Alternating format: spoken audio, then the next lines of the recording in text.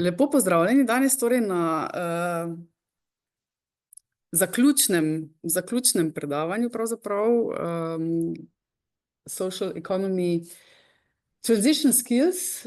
Poskušali bomo pač odgovoriti na nekatera vprašanja, ki ste nam jih postavljali. Mogoče čist kratko, dnevni red je, najprej se bomo posvetili socialni ekonomiji. Tu vas bom jaz poskušala v naslednjih, rečemo, 20 minut do pol ure popeljati skozi, predvsem, ker pač ni bilo nekih močnih vprašanj z vaše strani, smo rekli, bomo podprli vas predvsem, da vas spodbudimo vseeno meriti družbene učinke, čeprav verjamem, da nekateri že to delate. In potem nadaljujemo z Kristjanom Zemljičem, ki se nam je zdaj že tukaj pridružil, in z umetno inteligenco. Jaz verjamem, da vam bo lahko postregel zelo konkretne odgovore, glede na to, da ste štirje tukaj. In pa zadnja, ki sledi, je Kristina Šibelja. Za nalašč smo očitno izbirali Kristino in Kristjana, ki se nam pridruži malo kasneje, ker prihaja iz Krasa. Ona bo pa vam poskušala odgovoriti na vprašanja s področja digitalnih orodij. Zdaj pa čist na kratko, naenkrat, da samo pregledamo, to se pravi tečaj, številka 3, razumevanje kompleksnosti socialne ekonomije in upravljanje učinka, ima pravzaprav vseh skupaj 5 različnih poglavij. Eno je, kaj je sploh socialna ekonomija in podjetništvo v Evropi, potem družbe in inovacije in sooblikovanje novosti v družbi, kakšne so različne organizacijske oblike v Sloveniji, to se pravi, pač kakšni so pravni okviri v Sloveniji, in pa ekonomija učinka, na kak način torej meriti. Se pravi, 4. in 5. poglavje je namenjeno predvsem vam, ki delate, se pravi, ki ste subjekti socialne ekonomije, na kak način spremljate tiste stvari, ki jih ustvarjate v družbi in na kak način že vnaprej določite. In tega dela se bomo mi danes malenkost dotaknili, samo zaradi tega, da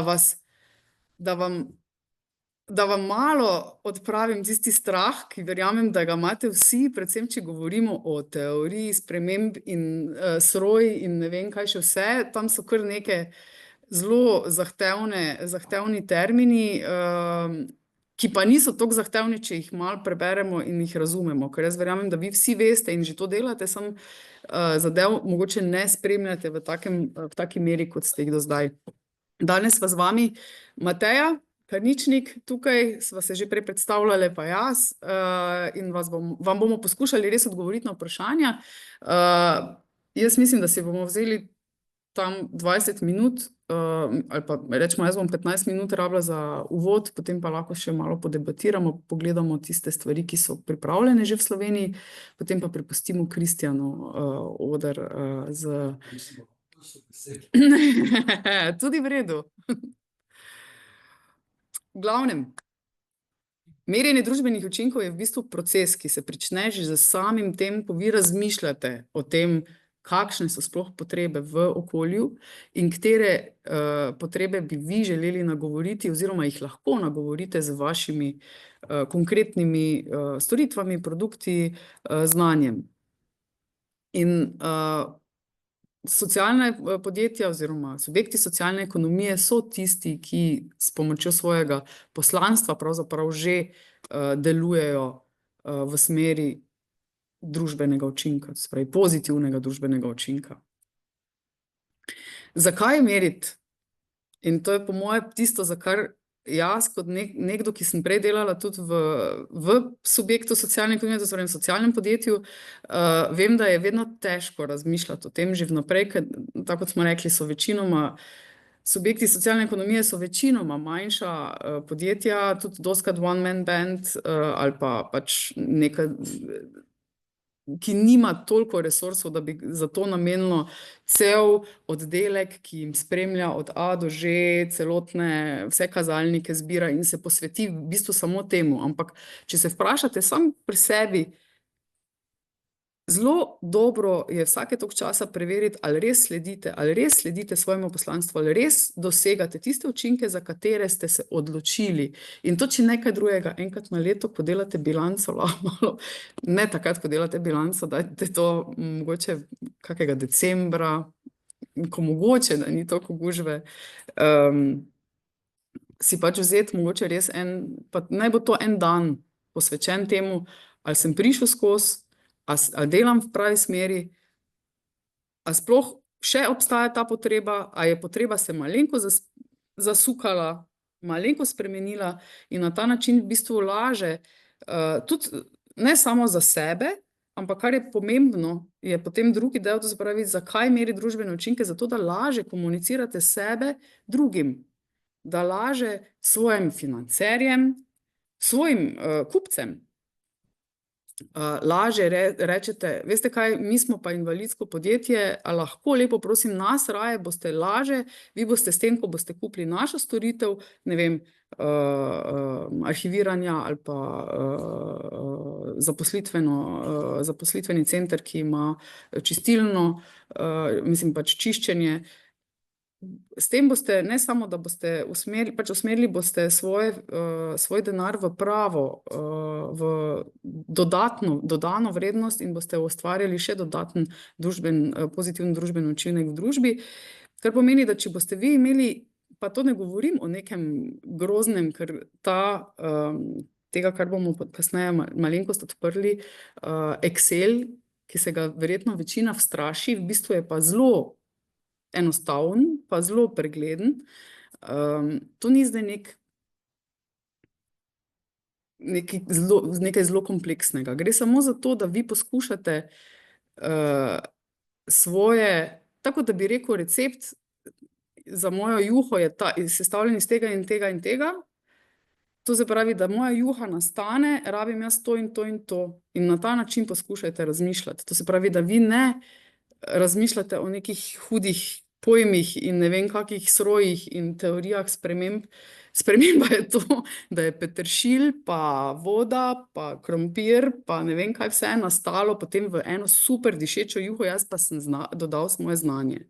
In to je to, kar pravzaprav teorija sprememb po eni strani pravi. In na koncu je nastala juha in sicer nisem pripravila na ta način predstavitve, ampak teorija sprememb, v tem primeru bi bili inputi, v primeru juhe, bi bili inputi čas, sredstva, kar smo govorili, to se pravi korenček, krompir, ne vem kaj, mi kot naše delo, ne? In seveda tudi elektrika, pač vse, kar potrebuješ, lonec, aktivnosti, kaj počnemo? Ja, kuhamo juho, zato da bomo skuhali juho, ne? Zdaj pa da vidim, če bom to speljala lahko do konca. Neposredni rezultati aktivnosti so, tukaj na primeru usposabljanja mladih, to se pravi, če bi na Prizminem primeru, na primer 100 udeležencev usposabljanja, so neposredni rezultati aktivnosti ali outputi. In v primeru juhe je, ne vem, 10 porcij juhe. Ne? Rezultati tega so in 10 porcij juhe za 10 lačnih ust, tistih 10 ni več lačnih. In učinki dolgoročni, ker niso lačni, niso tečni. Ne vem, izmišljujem si, ne? Ampak, ja, točno. In jaz mislim, da je na ta način, jaz mislim, da res moramo, ker to, kar delamo, delamo super. Socialna ekonomija, subjekti socialne ekonomije, vsak stremi v pravo smer, se trudi in jaz vem, da vam je to, da ste danes tukaj odvzelo kar precej energije in smo zelo počaščeni, da ste se res pripeljali tudi od daleč, da ste se fizično udeležili tega predavanja oziroma tega zaključnega dogodka, ki verjetno ne bo čisto zaključni dogodek, ampak da se ne strašite tega, ker to je to, kar je bila moja reakcija na začetku pred, ne vem, 3 leti, ko so govorili o tem, zdaj bom pa mogla spet še nekaj drugega delati, pa zdaj ne bolj, da kar najamem nekoga za to. In zdaj bom jaz še od svojega tistega pičlega prihodka dala še tja k njemu, zaradi tega, da bo mi razvijal družbene učinke, pa razmišljal, bom pa še njemu razlagala, kaj sploh delam, ker on tako nima pojma, kaj jaz delam. Tako da poskušajte si poenostaviti razmišljanja in res ne pozabite. Poskušajte razložiti ljudem, tudi tistim, ki jih srečate, pa ne vem, na avtobusu, ko se peljete domov, kako bi jim razložili, kaj vi delate. Tako da bi skuhali juho, to se pravi, kako bi vi na principu kuhanja juhe oziroma na nekih receptov poskušali razložiti to, kar delate. Ker na ta način boste dobili tudi svojo vrednost, vam raste na ta način.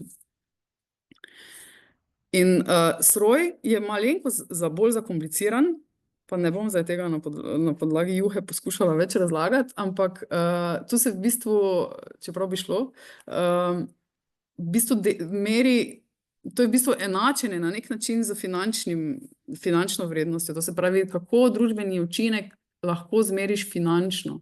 In tukaj se pač ključni deležniki vašega učinka, to se pravi ključni končni uporabniki vašega učinka in tisti, ki jih bojo še, vsi tisti se definirajo in potem poiščete, kaj so njihove dodane vrednosti, če vi nekaj stvari izvajate. Ne nazadnje, če boste vi, ne vem, tu je pač primer, če je večja zaposljivost, ne, teh prejšnjih na podlagi usposabljanj, je večja zaposljivost, so tudi zmanjšani stroški zdravljenja, je izboljšano duševno zdravje, je, ne vem, družba postane bolj proaktivna, bolj umirjena, nimamo stroškov za, ne vem, tudi kazniva dejanja, ne več. V glavnem, vse te stvari lahko tudi finančno ovrednotite, ker lahko v bistvu si izberete izboljšano zdravje, se lahko pravzaprav izračuna na podlagi tega, koliko bolniških je povprečno, oziroma koliko stane bolniška, en dan bolniške povprečno, ne? Na ta način v bistvu lahko potem pridete do končnega sroj učinka, ki je pravzaprav kar precej visok. Meteja, te bom jaz samo prosila, če boš ti se v Zoom prijavila, ker jaz ne morem sočasno tu thank you, da dodajaš, če se nam bo še kdo pridružil. To se mi zdi, da je pač že potem drugi korak, se pravi, ko boste razmišljali o vaših juhah, na kak način bi pač te stvari še razložili lažje in finančno ovrednotili. Torej, družbeni problem, to je gospod Črnigoj pripravljal za eno delavnico, ki smo imeli, pa sem povzela. Družbeni problem je, ki ga vi naslavljate za svojo dejavnostjo, to se pravi z nekimi določenimi aktivnostmi, in to, kar kasneje dobite, eno so neposredni rezultati, to so v angleščini outputs, posredni rezultat je outcomes, in pa vpliv kot impact. Neposredni pa posredni rezultat, jaz verjamem, da to v slovenščini zelo težko razlikujemo, ampak gre res za tisto, tako kot smo prej rekli, potem, ko ste vi tukaj, vas bo štirje ljudje, ki bodo vedeli več, ne? Ampak neposredni rezultat, to se pravi outcome, je pa to, da boste, mislim, vi boste udeleženci, to so outputs, toliko udeležencev smo imeli, vi ste štirje udeleženci, to je output. Outcome je pa, oziroma posredni rezultat je pa to, da bodo ti štirje udeleženci več vedeli. In vpliv je pa to, da boste lahko to potem tudi vključevali in na ta način bo vaše okolje postalo bolj razvojno usmerjeno. Zdaj pa to je tisto, o katerem sem razlagala, da je dostikrat relativno, pa milo rečeno, zastrašujoče, ko se lotimo tega, pa bom jaz zdaj vseeno, ker si nisem hotela dati tega tu na spletni strani,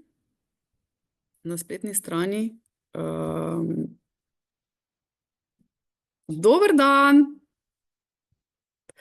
Še ena se nam je pridružila. Kar naprej, Blanka. To je v bistvu, Slovenija ima pravzaprav kot ponavadi zelo napredne, že v bistvu neke, ne bom rekla birokratske zasnove, ampak neke določene zadeve imamo zelo daleč nas pravzaprav marsikateri partnerji iz tujine pravijo, pa vi že imate to v bistvu sestavljeno, vi že imate Excel narejen, vi v bistvu greste samo v Excel in pogledate in boste lahko vse zračunali. Imate vnaprej pripravljenega. Imamo, ampak problem je v tem, da nimamo točnih navodil, oziroma ko nam navodila da nekdo, ki je zelo vešč statistike in ekonomskega številčenja podatkov, verjetno razlaga na nek drugačen način, kot pa nekdo, ki je iz prakse vseeno. In v bistvu je super, ker ti lahko, to je v bistvu en relativno v redu dodelan Excel, lahko bi bil enostavnejši, ampak ki sam na koncu zračuna in sam poda svojo končni, to se pravi, končno vsebino. Problem je samo v tem, da morate vi sami, in to je tisto, kjer se dostikrat pač zaustavi, sami imeti pa ta razmislek, da date input, to se pravi, kaj so vaši deležniki, kaj so vaše aktivnosti, kakšne so vrednosti kazalnikov, ki jih boste merili, na kak način boste merili.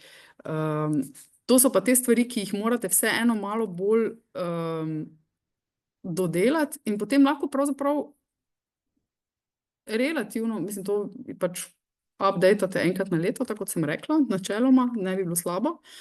Na ta način boste tudi videli, ali sledite, kdo meri, kako pogosto se meri.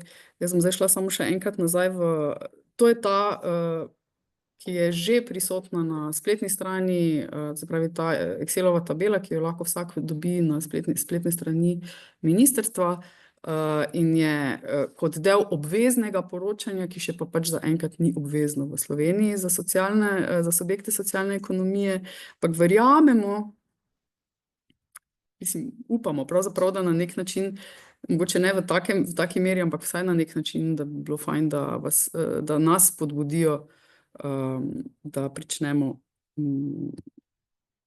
meriti. Tako kot sem prej povedala, pomembno je zaradi tega, ker ste vi, ker je za vas, mislim, za vas kot tiste, ki delate v tem, samo sekunda, ko delam z 3 različnimi ekrani, je drugače seveda, kot pa to. No, to je spletna stran. To je spletna stran, ne? Prosim? Ja, saj sem videla, ja. Zdaj bom pošerala, oziroma bom najprej naredila diaprojekcijo, da nadaljujem tu. In potem pošerala to diaprojekcijo. Jaz tudi nisem.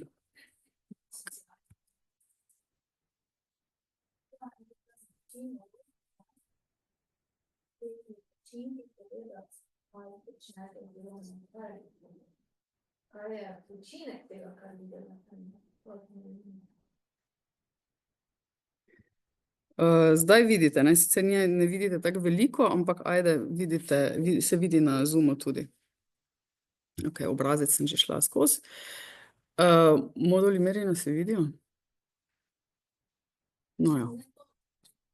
To zdaj vidite. In to je problem. Ok, grem še enkrat.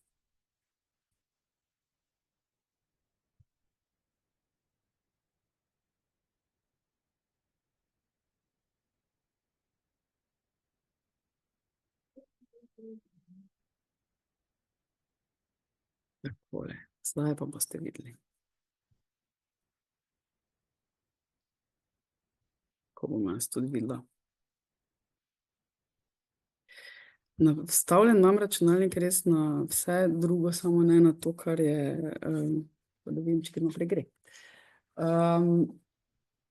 Evo, moduli merjenja, to je na ta način, v bistvu spet na podoben način predstavljeno, kot pa sem prej kazala se pravi, tam so v Excelu, na obrazcu, na ministrstvu, mislim, strani ministrstva, so različni šiti, to se pravi listi v Excelu, delovnem listu, tako da, ki so na ta način, ne, to se pravi izhodišča, en list je izhodišča in predpostavke, to se pravi, tukaj boste definirali vse deležnike, uporabili pač to teorijo sprememb, kateri družbeni problem nagovarjate, namen merjenja, vse te zadeve. Potem pa greste v drugi modul, je priprava načrta merjenja, tretji modul je merjenje samo, se pravi, prav takrat, ko merite, v bistvu vnašate svoje podatke in kazalnike.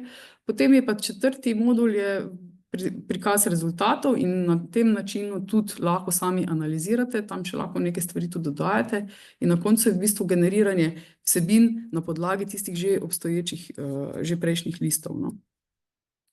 Zdaj, če gremo v posamezen modul, jaz ne bom zdaj šla v podrobnosti, na ta način, to se pravi, na kak način definirate, eno so registrski podatki čisto na začetku, potem namen merjenja, področje delovanja, Iris Plus bomo potem mogoče malo pogledali, samo da vam pokažem spletno stran, kjer se lahko, to je v bistvu platforma, kjer so kazalniki družbenega oziroma impacta, lahko jih najdete in lažje najdete tudi kateri k vam paše. Iris Plus lahko si pogledate na spletni strani. Načrt merjenja. Kaj se meri in kako se meri, to je najbolj pomembno.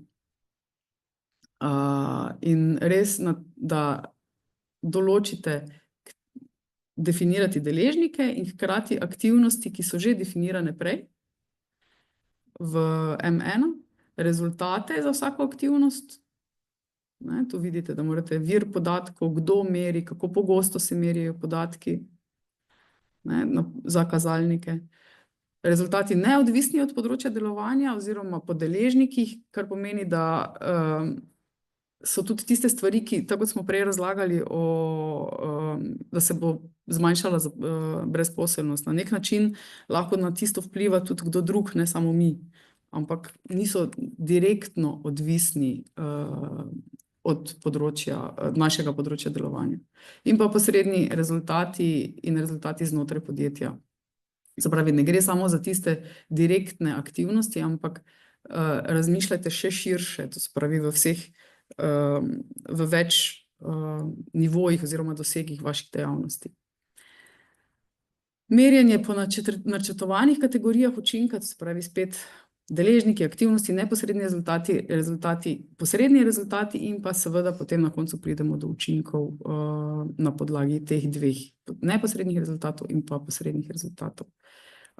Jasno izberite kazalnike in seveda tudi potem temu sledite in potem ima v bistvu samo ocenjevalec, v tem primeru ocenjevalec strani ministrstva, če bo se to enkrat realno tudi pošiljalo na ministrstvo oziroma tisti, ki zdaj že pošiljajo, v bistvu samo pregleda rezultate in jih analizira.